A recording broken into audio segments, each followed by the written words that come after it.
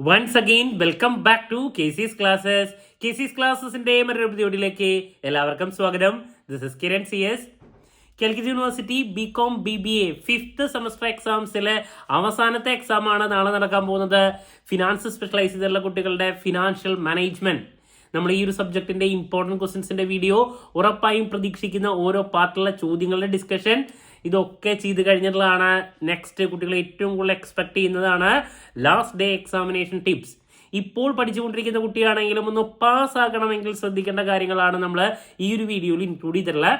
വീഡിയോയിലോട്ട് പോണേക്കാൾ മുമ്പ് പറയാനുള്ളത്, നമ്മുടെ സ്ഥാപനം കാലിക്കറ്റ് യൂണിവേഴ്സിറ്റി BCom BBA എല്ലാ സെമസ്റ്ററിലെയും ക്ലാസ്സസ് പ്രൊവൈഡ് ചെയ്യുന്നതാണ്. ലൈവ് ക്ലാസ് ഗൂഗിൾ മീറ്റിലൂടെ പ്രൊവൈഡ് ചെയ്യുന്നു. വീഡിയോ ക്ലാസ്സിന്റെ റെക്കോർഡും ആക്സസ് ചെയ്യാൻ സാധിക്കും. അതുകൊണ്ട് തന്നെ എപ്പോൾ വേണമെങ്കിലും പഠിച്ച് ഡൗട്ട് ഉള്ളത് ചോദിക്കാനുള്ള അവസരം ഉണ്ടെന്നുള്ളതാണ്.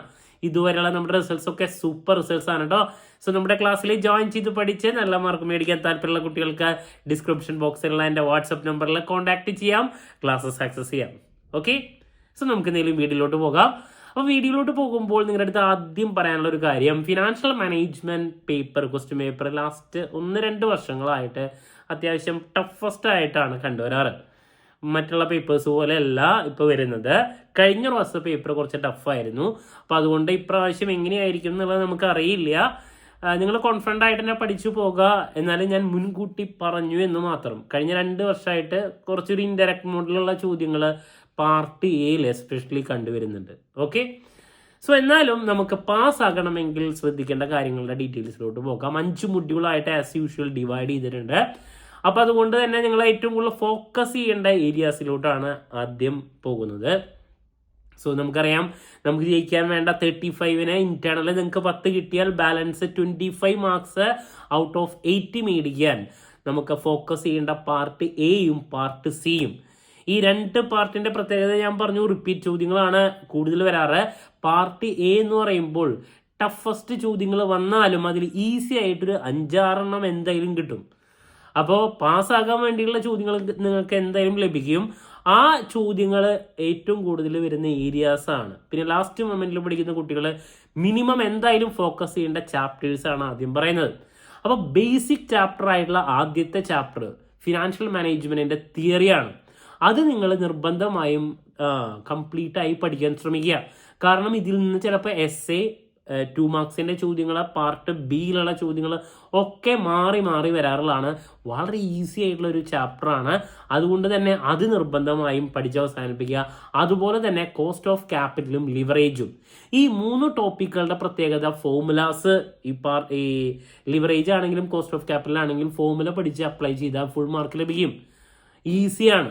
അപ്പോൾ ഈ ടോപ്പിക്സ് നിങ്ങൾ പഠിക്കുകയാണെങ്കിൽ നിങ്ങൾ നിർബന്ധമായും ഈസിയായി പാസ്സായിരിക്കും.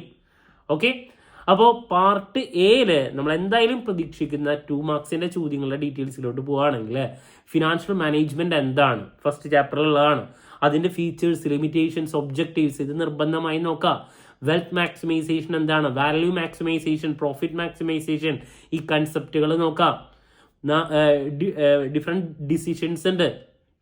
Financing decision, investment decision, dividend decision, liquidity decision, ഇതൊക്കെ എന്താണെന്ന് നോക്കാം. 2 മാർക്സിൻ്റെ റിപ്പീറ്റ് ആയിട്ട് വരാറുള്ളതാണ്. അങ്ങനെ ഫസ്റ്റ് ചാപ്റ്ററിൽ ഈ ബേസിക് കാര്യങ്ങൾ. പിന്നെ അതിൽ പ്രോബ്ലം വരുന്ന ഒരു ഏരിയ ഉണ്ട്, ഫ്യൂച്ചർ വാല്യൂ, പ്രസന്റ് വാല്യൂ. അത് നിങ്ങൾക്ക് വേണമെങ്കിൽ നോക്കാം. അതിൻ്റെ തിയറി നോക്കി വെക്കാം. ഫ്യൂച്ചർ വാല്യൂ എന്താണ്, പ്രസന്റ് വാല്യൂ എന്താണ് എന്നുള്ളതിൻ്റെ തിയറി നോക്കി വെക്കുക. ഇങ്ങനെ ഫസ്റ്റ് ചാപ്റ്ററിലത്തെ തിയറി നിങ്ങൾ പരമാവധി നോക്കാം. ദെൻ അതിന് ശേഷം ഞാൻ പറഞ്ഞു കോസ്റ്റ് ഓഫ് ക്യാപിറ്റൽ എന്ന് പറയുന്ന ആ ഒരു ഏരിയ, അതിൽ നിന്ന് 2 മാർക്സിൻ്റെ എന്തായാലും നമുക്ക് 2 പ്രതീക്ഷിക്കാം. ഈ പറയുന്ന കോസ്റ്റ് ഓഫ് ക്യാപിറ്റൽ എന്താണ്, cost of debt, cost of preference, cost of equity, ഇതിൽ ഏതെങ്കിലും ഒരെണ്ണം. അതുപോലെ തന്നെ weighted average cost of capital എന്താണ്, മാർജിനൽ കോസ്റ്റ് ഓഫ് ക്യാപിറ്റൽ എന്താണ്, ഇതിൽ ഏതെങ്കിലും ഒരെണ്ണം വരാറുള്ളതാണ്. അതുപോലെ തന്നെ 2 മാർക്സിൻ്റെ ഈ കോസ്റ്റ് ഓഫ് ഡെറ്റ് കണ്ടുപിടിക്കാനോ കോസ്റ്റ് ഓഫ് പ്രിഫറൻസ് കാണാനോ ഏതെങ്കിലും ഒരു പ്രോബ്ലം വരാറുണ്ട്. അപ്പോൾ ഇത് ഈ പറയുന്ന ചോദ്യങ്ങളൊക്കെ എന്തായാലും നോക്കാം. ദെൻ അതുപോലെ തന്നെ ലിവറേജ് ചാപ്റ്റർ, ലിവറേജിന്റെ ഏരിയയിലോട്ട് പോവുകയാണെങ്കിൽ 3 ലിവറേജും എന്താണ്, ഓപ്പറേറ്റിംഗ് ലിവറേജ്, കമ്പൈൻഡ് ലിവറേജ്, അതുപോലെ തന്നെ ഫിനാൻസിങ് ലിവറേജ്, ഇതൊക്കെ എന്താണ്. ദെൻ ഇതിൽ ഏതെങ്കിലും ഒരു പ്രോബ്ലം വരാറുണ്ട്.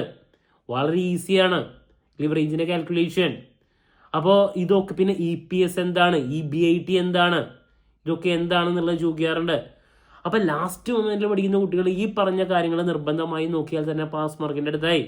പിന്നെ നമുക്ക് വരുന്നത് ക്യാപിറ്റൽ ബഡ്ജറ്റിംഗ് ആണ്, ഇൻവെസ്റ്റ്മെന്റ് ഡിസിഷൻ. അതിൽ നിങ്ങൾക്ക് തിയറിയും പ്രോബ്ലവും എസ്സേക്ക് നമുക്ക് ഈ പറയുന്ന എസ്സേയുടെ കാര്യം പറയാം. 2 മാർക്സിൻ്റെ ആണെങ്കിൽ പേ ബാക്ക് പീരീഡ് എന്താണ്, ക്യാപിറ്റൽ ബഡ്ജറ്റിംഗ് എന്താണ്, 2 മാർക്സിൻ്റെ വരുന്നതാണ്. അതുപോലെ തന്നെ ഇൻവെസ്റ്റ്മെന്റ് അപ്രൈസൽ മെത്തേഡ്സിലുള്ള ഈ pay back period, average ARR, IRR, NPV, NTV, ഇതൊക്കെ എന്താണെന്നുള്ള ചോദ്യം ഏതെങ്കിലും 1-2 വരാറുള്ളതാണ് 2 മാർക്സിൻ്റെ നമുക്ക് പ്രതീക്ഷിക്കാം. ദെൻ അതിനുശേഷം പിന്നെ 2 മാർക്സിൻ്റെ ഏറ്റവും കൂടുതൽ റിപ്പീറ്റ് ആയിട്ട് വരുന്നതാണ് വർക്കിംഗ് ക്യാപിറ്റൽ മാനേജ്മെന്റ് എന്ന് പറഞ്ഞ ചാപ്റ്ററിൽ. വർക്കിംഗ് ക്യാപിറ്റൽ എന്താണ്, different concept of working capital, അതിൽ പെർമനന്റ് വർക്കിംഗ് ക്യാപിറ്റൽ, അതുപോലെ തന്നെ net working capital, gross working capital, temporary working capital, അതിൽ ഏതെങ്കിലും ഒരെണ്ണം.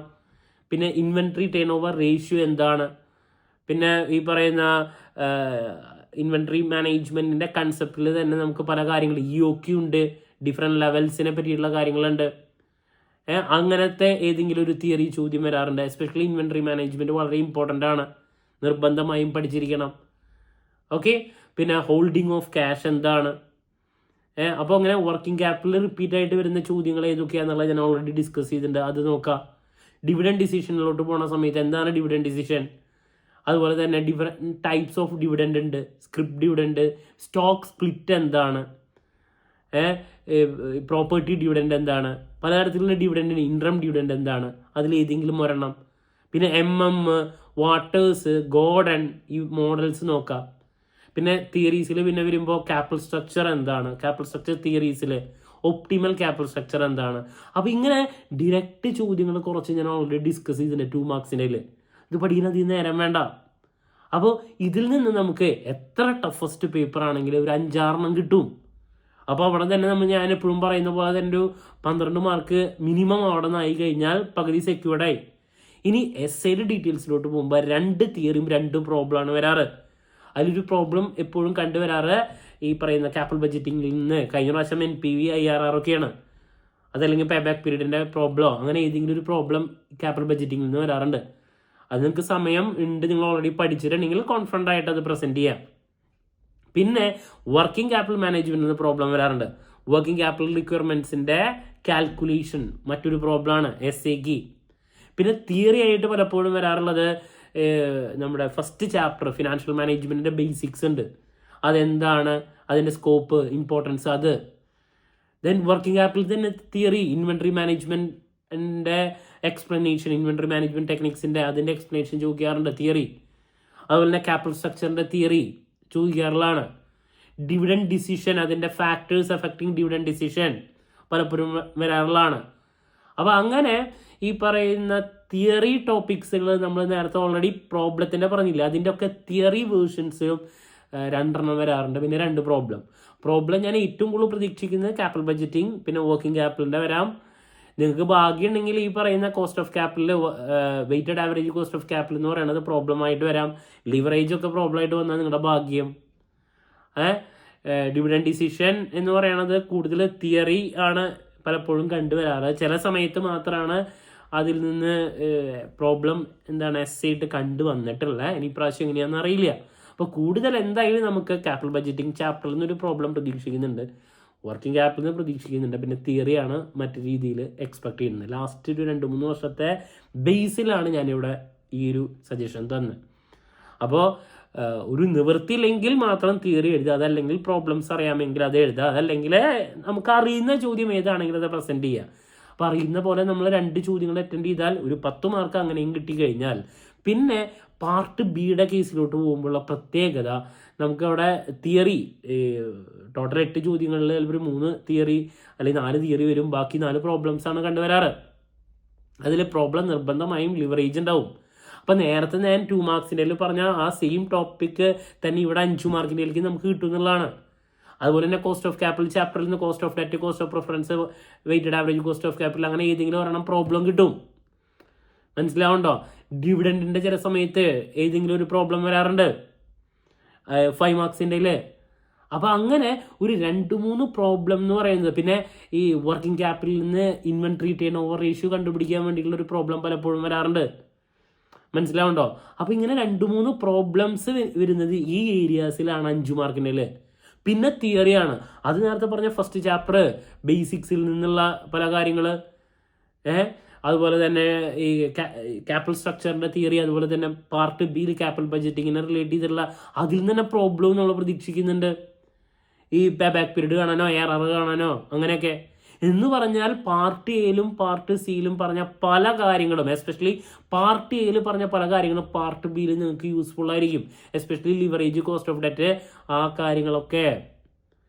അപ്പോൾ നമുക്കറിയുന്ന പോലെ എന്താണ്, പാർട്ട് ബി കൂടി പ്രസൻറ്റ് ചെയ്യുകയാണെങ്കിൽ നിങ്ങൾക്ക് ഹൈ മാർക്സിലോട്ട് എത്തിച്ചേരാൻ സാധിക്കും. പിന്നെ എല്ലാവരും പ്രാർത്ഥിക്കുക ഈസി പേപ്പർ ആവാൻ. കഴിഞ്ഞ 2-3 വർഷമായിട്ട് ഞാൻ വീണ്ടും പറയണു, നല്ല ടഫസ്റ്റ് പേപ്പർ ആയിരുന്നു. എന്നാലും പാസ്സാകാൻ വേണ്ടിയിട്ടുള്ള ഒരു പ്രശ്നങ്ങളൊന്നും ഉണ്ടാവില്ല. നേരത്തെ പറഞ്ഞ പോലെ 15 ചോദ്യങ്ങൾ നമുക്ക് പാർട്ട് എയിലുണ്ടെങ്കിൽ അതിൽ എന്തായാലും ഒരു 5-6 ഈസി ആയിരിക്കും. അത് പാർട്ട് ബി ആണെങ്കിലും എസ് മിക്കതും ഈസി ആയിട്ട് കിട്ടി വരാറുണ്ട് കുട്ടികൾക്ക്. ഓക്കെ, സോ ഈ ഒരു അപ്രോച്ചാണ് നിങ്ങൾ ഫോളോ ചെയ്യേണ്ടത് ലാസ്റ്റ് മൊമെന്റിൽ പഠിക്കുന്ന കുട്ടികൾ. ഞാൻ ഓൾറെഡി 2 മാർക്സിൻ്റെ റിപ്പീറ്റ് ആയിട്ട് വരുന്നതും എസ് പറഞ്ഞിട്ടുള്ളതും നോക്കാം. പാർട്ട് എയിൽ പറഞ്ഞിട്ടുള്ള പല ചോദ്യങ്ങളും തന്നെ പാർട്ട് ബിക്ക് നിങ്ങൾക്ക് യൂസ്ഫുൾ ആയിരിക്കും, എസ്പെഷ്യലി പ്രോബ്ലംസ്, ലിവറേജും cost of capital chapter. Okay, so that's about financial മാനേജ്മെൻറ്റിലെ ലാസ്റ്റ് മൊമെന്റിൽ പഠിക്കുന്ന കുട്ടികൾ ശ്രദ്ധിക്കേണ്ട കാര്യങ്ങൾ. ഓൾറെഡി ഞാൻ ഇമ്പോർട്ടൻറ്റ് ക്വസ്റ്റ്യൻസ് ഒക്കെ ചെയ്തിട്ടുള്ളതാണ്. അന്ന് മുതൽ അത് ഫോളോ ചെയ്തിട്ടുള്ള കുട്ടികൾ അതുപോലെ തന്നെ ഫോളോ ചെയ്താൽ ഹൈ മാർക്സിലോട്ട് എത്തിച്ചേരാനും സാധിക്കും കേട്ടോ. ഓക്കെ, എന്ത് ഡൗട്ട് ഉണ്ടെങ്കിലും കമൻറ്റ് ചെയ്യുക, അതിനുള്ള മറുപടി ഞാൻ വീഡിയോസിലൂടെ നൽകുന്നതായിരിക്കും. സോ നാളെ എക്സാമിന് ശേഷം എക്സാം റിവ്യൂ ആയിട്ട് വീണ്ടും കാണാമെന്നുള്ള പ്രതീക്ഷയോടെ നിർത്തുന്നു. This is Kiran CS signing off. Have a nice day. Thank you and all the very best. So നാളത്തെ എക്സാമിന് ശേഷം 6th സെമസ്റ്ററിൻ്റെ ക്ലാസ്സസും കാര്യങ്ങളൊക്കെ നമ്മളുടെ പ്രൊവൈഡ് ചെയ്യുന്നതായിരിക്കും, പ്രോബ്ലം പേപ്പേഴ്സ് കേട്ടോ. Okay, thank you.